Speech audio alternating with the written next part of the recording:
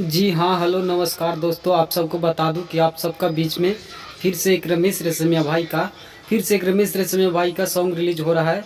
और जिस सॉन्ग का टाइटल रखा गया है, बता दूं कि जिस सॉन्ग का टाइटल रखा गया है, तो बता दूं दोस्तों, वीडियो शुरू करने से पहले आप सबको बता दूं कि अगर मेरे चैनल पर नए होंगे तो मेरे चैनल को लाइक करें, सब्सक्राइब करें, कमेंट करें और शेयर करें, ताकि आप सबके लिए, और बेल आइकन भी प्रेस जरूर करें, ताकि आप सबके लिए ऐसी ऐसी जानकारियाँ सबसे पहले जानकारियाँ पाने के लिए मेरे चैनल पर बने रहें, ताकि आप सबके लिए ऐसे ऐसे न्यू न्यू खबरें देते रहूं।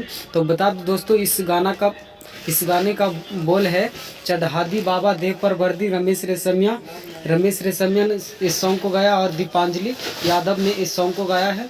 और बहुत ज़बरदस्त सॉन्ग होने वाला है। और कल ही